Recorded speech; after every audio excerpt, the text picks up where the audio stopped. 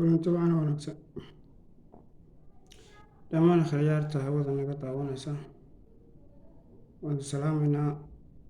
kusoo dhawaada barta YouTube channelkeega Burda Media sidoo kale waxaa kusoo dhawaataan bartan Facebook leenahay Burda Media mawduucana maanta waxaan kaga hadlaynaa gudoomiyaha cusub ee baarlamaanka Somaliland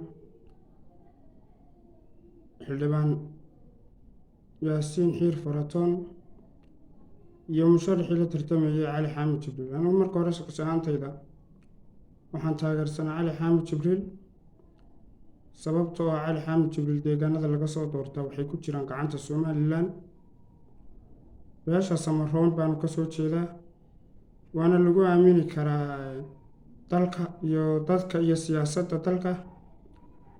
marka laakiin Faratoon kii hore maalintii dhawaato tagay Carre Cabdirasaaq Khaliifba dee wuxuu ahaa Faratoon naadarkii marka waxaan arkaa xukuumaddu in ay guul ka dhigayso ama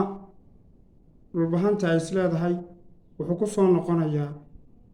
gudoomiyaha baarlamaanka iyagoo hore u haystay hore uga carareen dhulbahanta gudoomiyaha baarlamaanka markaa suurtagal noqon mayso inuu dib ugu soo laabto Somaliland dhulbahanteed waayo xabad bay door bideen maantana kumanaan qof baa ka dhintay oo lama aha inay dib ugu soo laabanayaan Somaliland habeenkii maalintii dhawaato uu tanaasulay Cali Xaamid waxaa jira in xukuumaddu dhaqaale fara badan oo sida la sheegayo $500,000 ay ku bixinaysay inuu tanaasulo Cali Xaamid laakiin Faratoon ma tegi karaa deegaanadu ka soo jeeday mise ma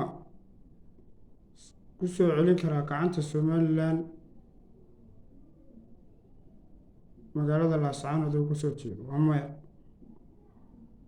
Faratoon ma tegi karo Laascaanood gacanta Somaliland kuma soo celin karo mana jirto cid u matala yaa soo matala taas waxay caddaynaysaa in xukuumadda Somaliland ay ku tahay guuldaro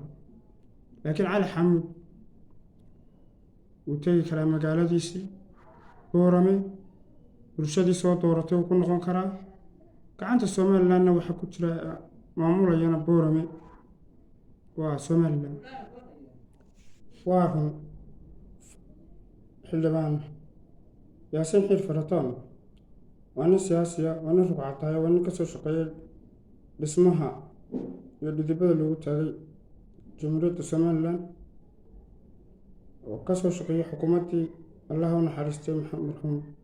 Xaaji Ibraahim Cigaal sidoo kale wuxuu la soo shaqeeyay Daahir Yaale wuxuu la soo shaqeeyay madaxweyne Siilaanyo oo wasiirrada xilal kala duwan ka soo qabtay tii Muuse Bixin oo la shaqeeyay wasiirrada xilal kala duwan ka soo qabtay waan ogahay waa dhab inuu yahay dadka ku adag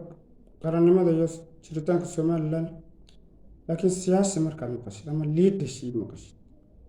wuxuu hogaamiye ku noqon karaa waxa weeye population ama shacbiyad qofku haddaan tegi karin deegaankii uu ka soo jeeday ama laga soo doortay ama uu mas'uulka ka ahaa waxnimanoshna ma yeelan karo siyaasadana saameyn weyn kuma yeelan karo marka Muuse Bixi iyo Maxamed Kaahi iyaga ayaa ka dambeeya iyaga ayaa abaabulaya iyaga ayaa wada qaska ka socda Laascaanood rabana inay ku kororsadaan siyaasadda ku kororsadaan doorashadu inay dib u dhacdo dalkana khalkhalka ku wada marka bulshada Somaliland gudaha iyo dibadda waxa looga baahan yahay sidii dalka ay labada korneyl majara habaabinayaan ay rabaan dib burburkii ugu celiyaan in dhexda guntiga looga xidho si dalka loo badbaadin lahaa maanta Somaliland badbaado u baahan tahay gobolladii bariga waa kala xiran yihiin bulshadiisu ma socon karto dhiig baa daadanaya ciidamadii Somaliland khatar bay ku jiraan in militariga in lagu godoomiyo deegaanadaas laakiin Muuse Bixi iyagu muddo dheerarsi bay ka dhigayaan saan doorasho u dhicin ama doorasho loo qaban waayo way ogyihiin hadday ku tartamaan kursiga doorashada mar dambe muuse bixinaan dib celi bulsho ugu codaynaynin mawduuceenan maanta intaasaan kusoo gabagabeynaynaa dhammaan daawadayaashayda waad mahadsantihiin sida wacana ugu xidhantihiin channelka fadlan haddaad nagu cusub tahay subscribe channelka siina sheer gare muuqaalka si dad badan u gaadho mahadsantahay wixii faahfaahinaad dheeraad aad nagu soo kordhinaysana fadlan commentiga noogu reeb sarag dambe iyo xiisale baan idin rajeynayaa وأنا قاعد عبد الرحمن بورداب والسلام عليكم ورحمة الله وبركاته.